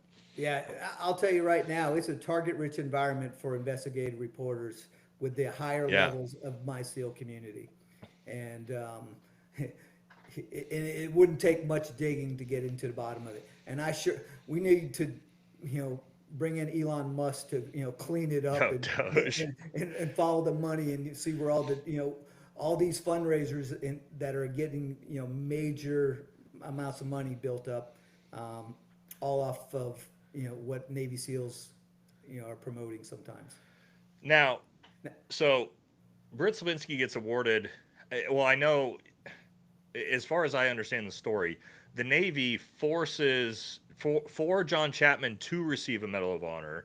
They basically require that Britt receives a Medal of Honor first. Is that right? Am Yeah, I remembering how that worked? Can you yeah, explain he that to the gets his viewers of awarded how before how John. that all worked out? Yeah, Yeah, because to make it seem like his was more legitimate and that nobody would ever question it. As far as And honestly, a lot of us didn't know it. As far as we were just like all of a sudden we're seeing it on the news, like holy crap, I can't believe this, and just like, Right. and if they would have known it ahead of time, they probably would have pushed against it. But there are definitely people that knew it was all fake and that there's no way he earned it. Show me on the video where he earns a um, a Yeah, it's Medal not of there. Honor, because It's not there. it's not there. It doesn't Yeah. exist. And thank God we have that video. And Yeah. so Thank for God we have that video. and the other one is Matt Cole's book, Code Over Country, America. If you haven't read that book or got it on Audible, there is so that's a cry for help from all the guys down at Dev Group exposing all the dirt, what's going on. Tim Szymanski's, all our turds are in there. That is the toilet with all the turds floating in it. If you read Code Over Country. Oh, all right. And the other Real one quick. is Alpha, and the other one I recommend is Alone at Dawn.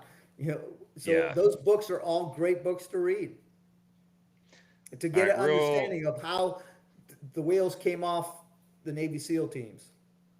All right. Real quick. We got a message says thank you to both of you and to everyone else who's stepping in to set this record straight. So that's what I want to talk about next is the museum, right? We've obviously we did I think you've done a great job of really giving us a holistic look at the The culture. backside the backside of not just the tactical lens of the Chapman event, but like Slabinsky, Szymanski, this culture, the cover up, all this corruption that's gone on.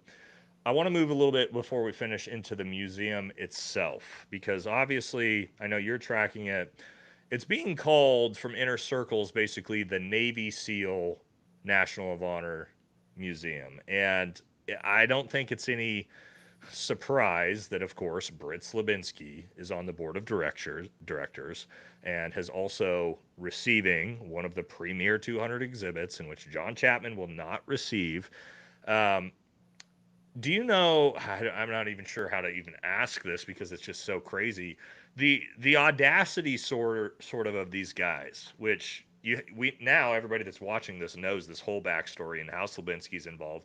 Then this guy gets put on the board or somehow weasels his way into the board, and you Yeah. can't tell me, Eric, that I know he would probably try to say like, "Oh, I'm not making the decision. It's other people and they're forcing me to accept this 200 premiere exhibit." I don't believe that for a fucking second. I don't believe if you or I were on that board and we told the board, "Look, I'm not accepting one of these premiere 200 exhibits because the guy who was killed in action on this operation while Yeah. I'm still alive. Let's say Yeah. Britt Sabinsky's Medal of Honor is 100% warranted and he had just as heroic actions as John. If that's you, do you accept that premier 200 exhibit when your buddy, your teammate on the ground was killed in action for the same operation? Do you accept that or do you fight that? I, I say hell no, and and Yeah. and and I can't believe, knowing that it's a fake award, that he has the audacity to do it, and just like to even show his face, and even to get onto any of these boards. So what happens? It's a nonprofit, so everybody needs to understand. Yeah. If you understand how this whole thing works, break it down because even I don't know how this whole museum thing works. So the National Medal of Honor Museum is a nonprofit. It has nothing to do with the military whatsoever. So it's a nonprofit organization. Oh, okay. And so they've been out fundraising, and Britt's been one of their fundraisers, and he's on the board with it. I think and I don't know when he comes on the board, but I think it's about two or 2.5 years ago. But Mike Hayes was SEAL Team Two's commanding officer. Um, his deployment into Afghanistan is a debacle. They almost disbanded the whole team. They made every chief that was there Wow. move to another command when he gets back. Somehow, so Mike Hayes, he has a bad deployment. I'm not saying Mike Hayes is a bad guy. He just had some bad people maybe that's It underneath happens. him.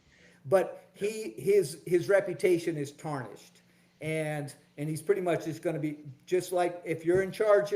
During when something shitty happens, you're the guy that's responsible. It might not be your fault at Yep. all. You might not have had nothing to do it, but that's the way. That's what leadership is. You are in that spot, and Eric. It's extreme accountability. yeah, yeah. There you go. Extreme ownership that Yeah, some extreme people ownership. that Sorry, some people sorry. don't do. Okay. And so somehow they throw him a bone to get him onto this board. Now it's a pretty lucrative paying board. I mean, Wait, you he's know, you getting could. paid for being on that? Oh yeah. So Oh these my god. not. I don't think Britt gets paid, but Mike Hayes does, and Dave Cassidy Okay, does. okay, okay. And Gotcha. so I'm not sure about Britt, but this is all stuff you can pull up right on the internet. It isn't like I got you know Yeah, if you guys can go to their website and see their names are on the Yeah, board. yeah. You can pull up when anybody's a nonprofit. You can see their top 20 or 10 or something like that. People that are getting paid, and Mike Hayes is getting paid. Dave Cassidy is getting paid.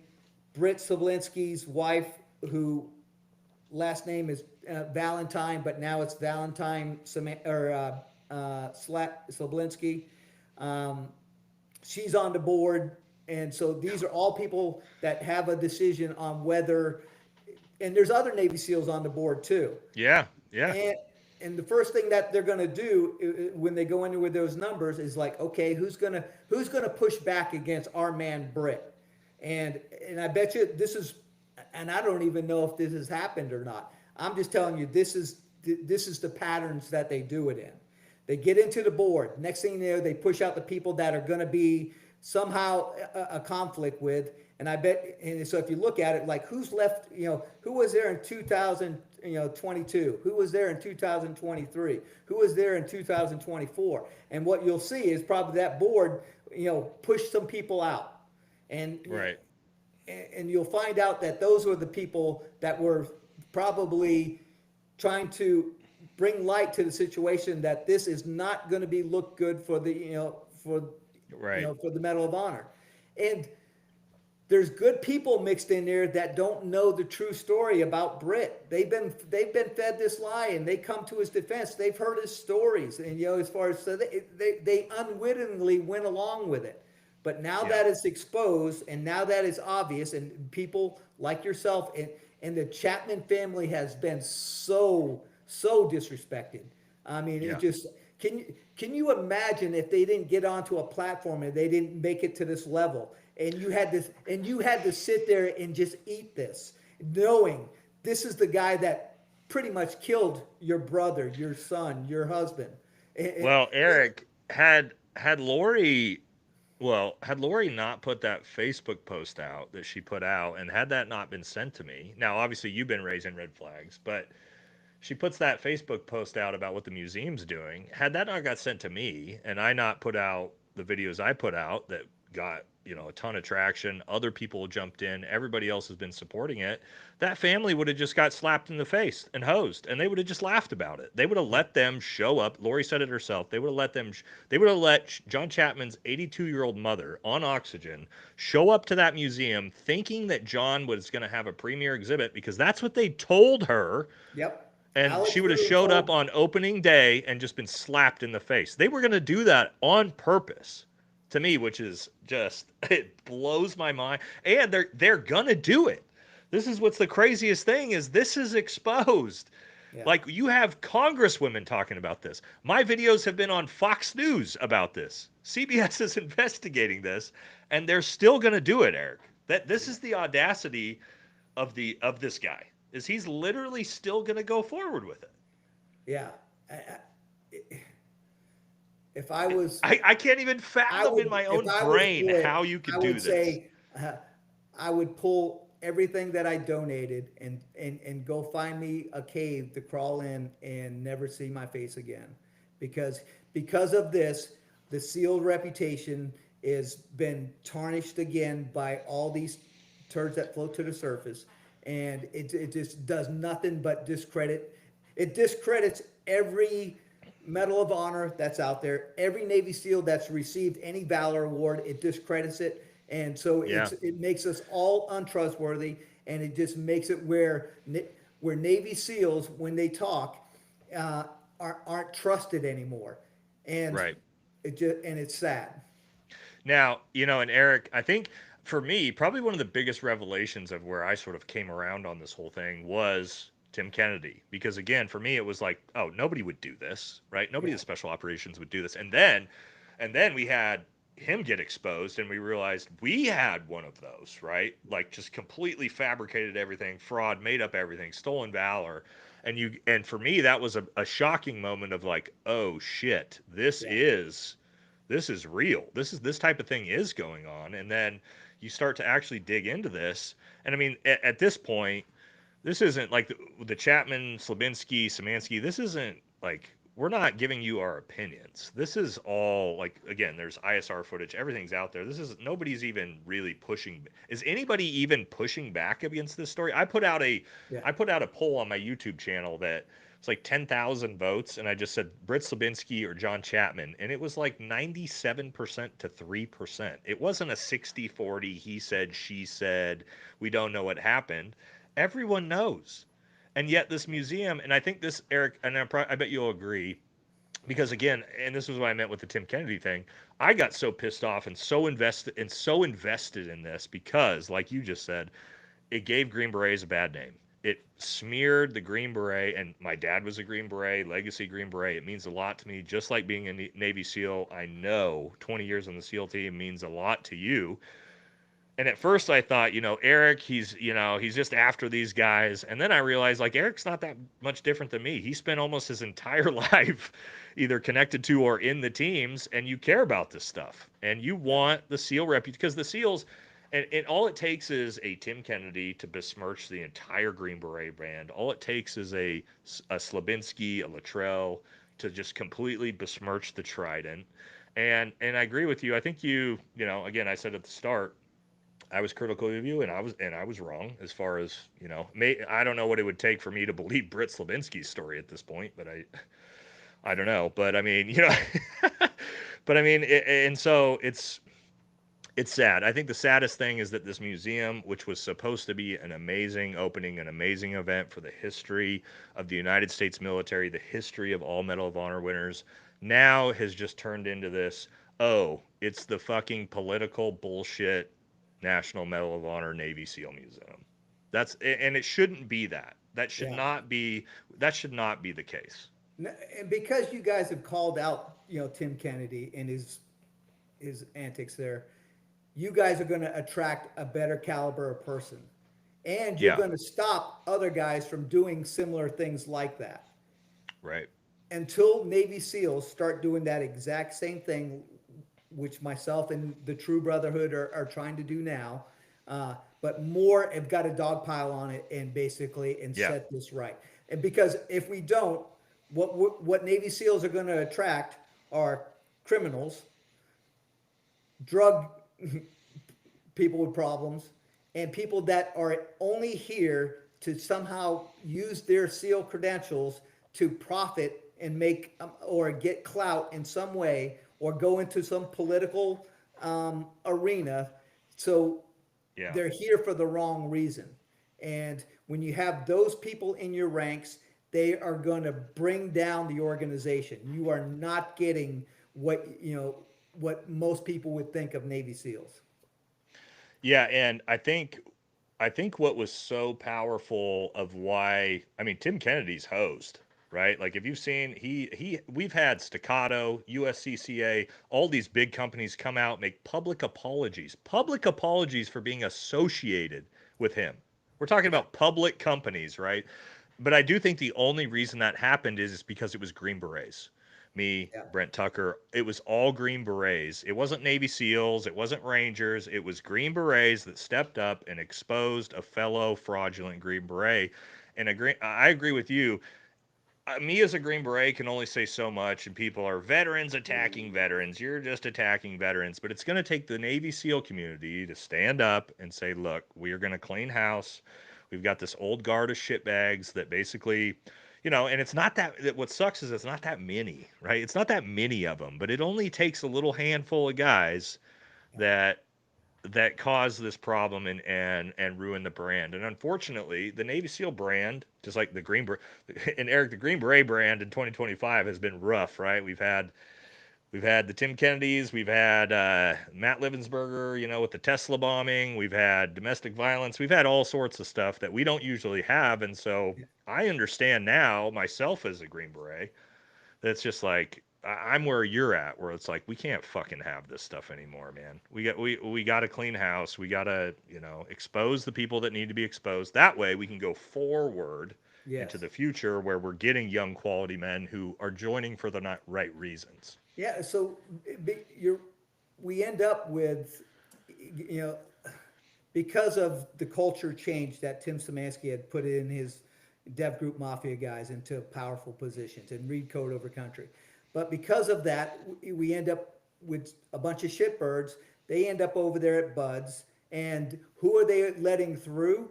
They're That's only what other we do turds that are too. just like them that are all on steroids that Yeah, are, and that's why we end up with now guys are dying in training at Buds because we put the wrong people in charge, doing things over there, and nobody's held accountable. So the instructors go off the rails. They push steroids to the students.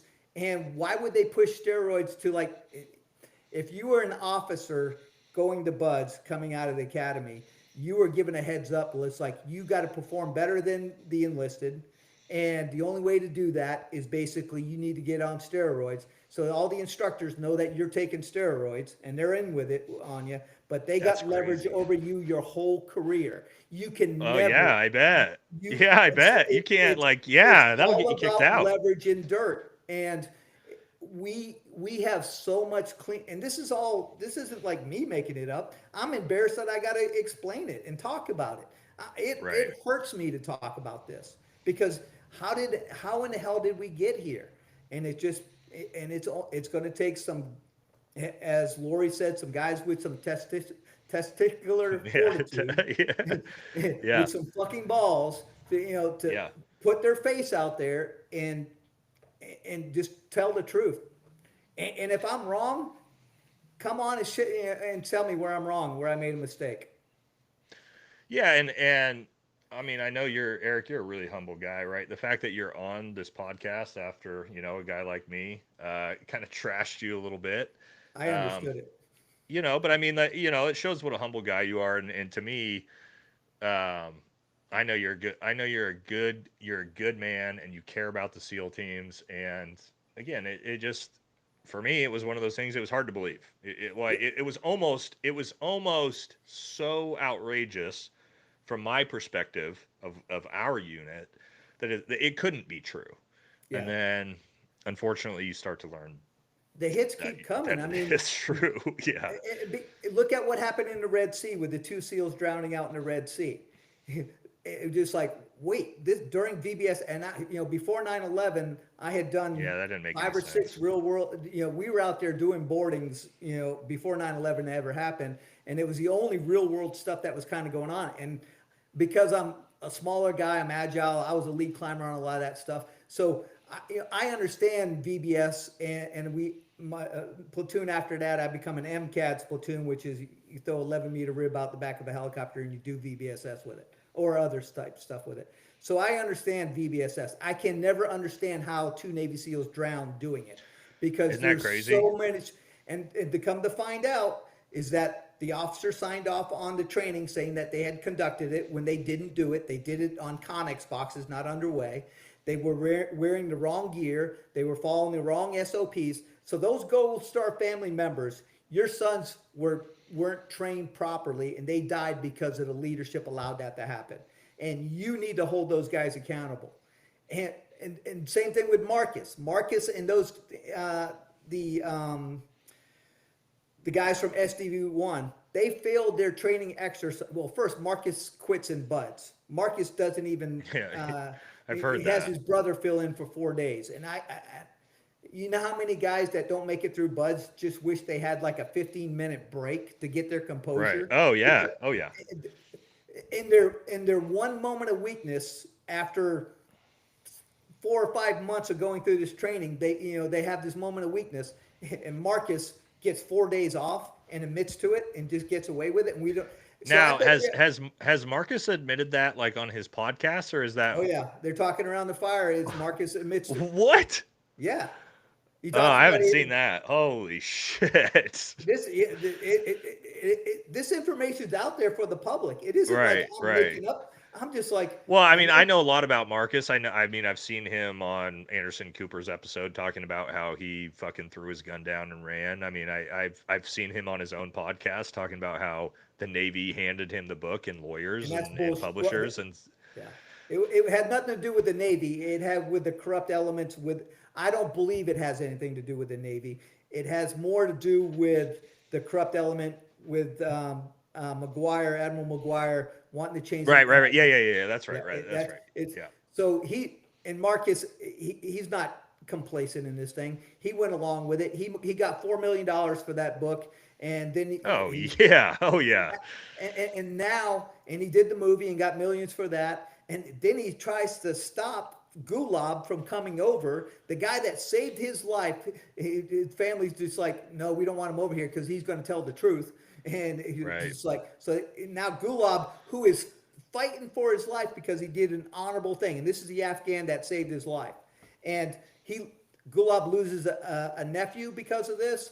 He's there's so many assassination attempts on him that you know they almost get him several different times. And now Yeah, luckily they he's don't mess around with that, guys. They killed almost all of our interpreters and all of our NMRG guys once we left. So yeah. yeah, they're not playing around. The Taliban ain't playing around with that. You help the Americans, especially at that level of prominence. Yeah, they're gonna come after you. Yeah, so yeah, America, you can understand why I'm passionate about this and I get animated. And first thing, I've never wanted to do a single podcast in my life, and I hate coming on here. I don't even sleep. I don't sleep days, thinking about what am I going to say? How am I not going to screw this up? Because I am Yeah, representing a part of my community that I respect so much, and the weight of that, it weighs heavily on me personally. And so, I'll if say. I'm Oh, sorry. passionate and I come across it, that way, it's because I freaking care. I just fucking care.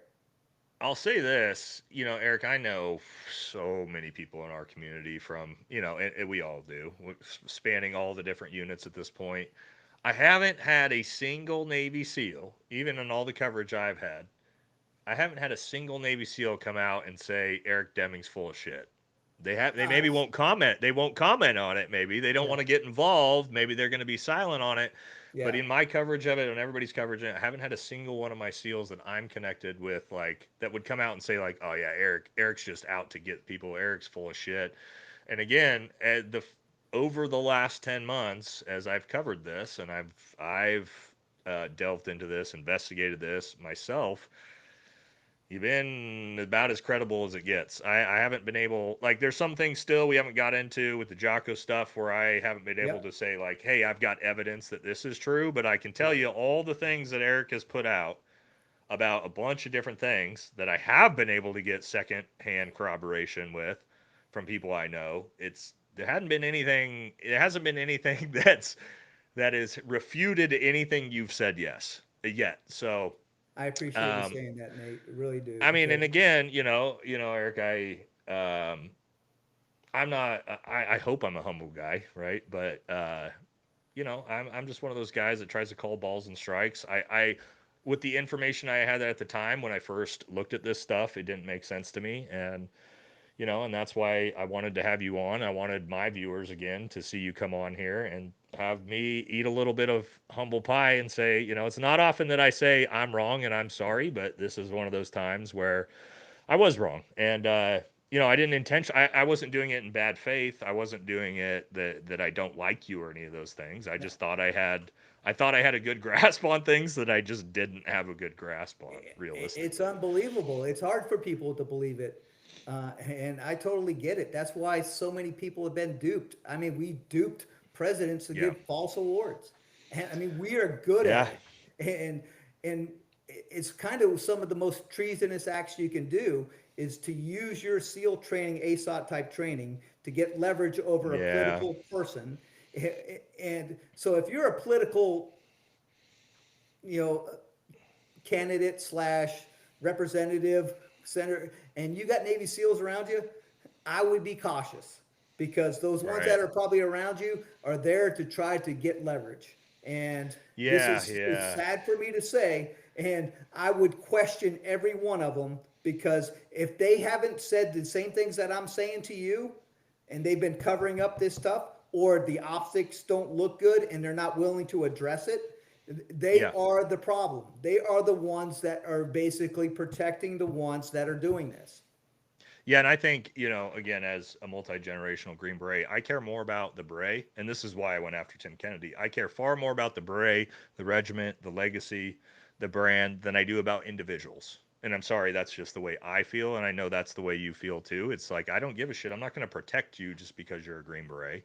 If Yeah, you're a good dude and you're a Green Beret, yeah, I'll do everything in my power to protect you yeah, and use my platform for that. But if you're a fucking shitbird and a liar and a fraud and you're besmirching the brand, like then and what I hope, Eric, going forward into this next year, as more and more and more has come to light, because there's not a whole lot of people that can look at Eric Deming and say this guy, Eric Deming, and go, he was wrong. There's not very many people that, some people might do that. Of course, there's always haters. I've got my haters. You've got your haters. It is what it is. But what I hope is that we do actually see, because there was Green Berets that came out of the woodwork to expose Tim Kennedy. I'm talking about former instructors, guys like you who wanted nothing to do with social media, Tim's own teammates, his ground force commander, all of these guys that yeah. said, you know what, enough is enough. We are willing to come out and expose this. And I hope that going forward into this year, you get some, I know you do have a lot of backup, but you get some very public backup that can come out and say, look, I was there for this too. I saw this, and then corroborate this. Like, and I know I've talked to a lot of guys that have corroborated the things you've said. They're also still in that window of like, look, man, I live my own life. I'm not on social media. Yep, I don't want my name out there, yep, but here is the information. I get a yep, lot of that.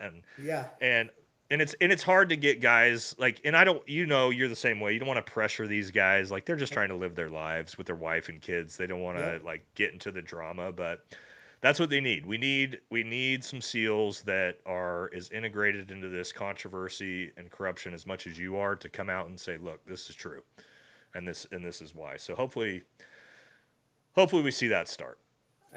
It's odd, honestly. Ever since I've been on the anti-hero podcast, my very first one that I did, it was the one that had a Navy SEAL on there. The tide is turning, and Yes. and Jay, Green Beret Chronicles, has done such a great job with all his interviews that he's done on me. And then Seth Henna, as far as on the after action report, has done such a great job of actually, he actually got Robert Harrison to come on, who was the one that Yeah. was collaborated all this type of stuff, because of the podcast that I did. He reached out to Seth, and Seth is such a great journalist. I mean, he's written for Rolling Stones. He's got a Substack thing that he really uh, so Seth Henna is just awesome. Yeah, and it's funny. Anti-hero podcast. Obviously, I'm good friends with Brent. I was just on the other week. Brent is, for Brent, when Brent's willing to have someone get exposed or something get exposed, I can tell you he does an insane amount of research. He knows it's true. Yeah, And he's got a 100% correct track record as well.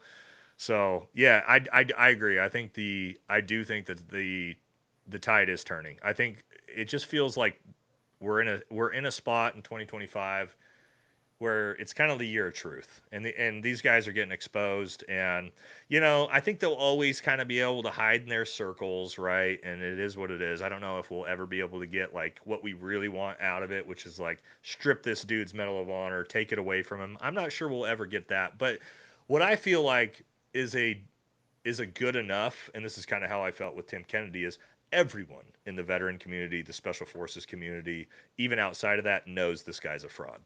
All yeah, of them know. but he just claimed to have awards that he Yeah, did, he's not even which that. is He's not, and I almost feel bad he's because not. like He is not at he's our not level. even. He's I'm like not letting our way guys off down the hinge. here, right? Our guys should not be left off. As far as they should, we have to hold these guys accountable. This is bullshit. And Yeah. No, and I I agree.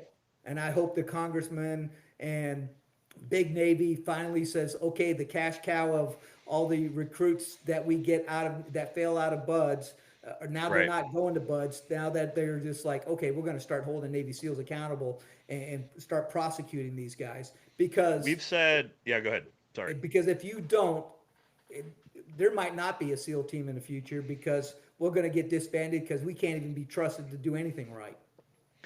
And We've that's said, and that's the yeah, go ahead. worst thing. That's what I'm fighting against is that if we don't get our shit together and police our own and hold them accountable, I'm talking call them back to active duty, put them on court martial, do whatever you need to do to set the example. And until we do that, we are not Yeah. going to be trusted. Yeah, no, I agree. All right, couple quick questions, and then we'll get out of here. We're at almost 2 hours. Been a great interview. No, From I Hook said, appreciate it. "God bless Eric. God bless Nate. God bless the chat." And then we got, oh, I don't know if you want to take this one, Eric. We'll ask. It says, Okay. Eric, what are your thoughts on Dan Crenshaw? Uh, I mean, I've put out my thoughts on Dan Crenshaw, but I mean, we'll let Eric, if Eric wants to take that one, he can. If he wants to You just know, say no thanks, then he can. well, honestly, he's not. He hasn't. It's not that I don't have a comment. It's just that I just don't have information. If I find out he's in the same organization or when he's doing these things, I just haven't. All these other ones, either I knew personally or everything else. I don't know anything about Dan Crenshaw, so I'm I'm going to punt this one just because I just don't have accurate information. Well, there you go, guys. I mean, that'll let you know Eric's not just going to shit on somebody because it's easy to shit on him. I, however, will with Dan. Nothing to do with his military.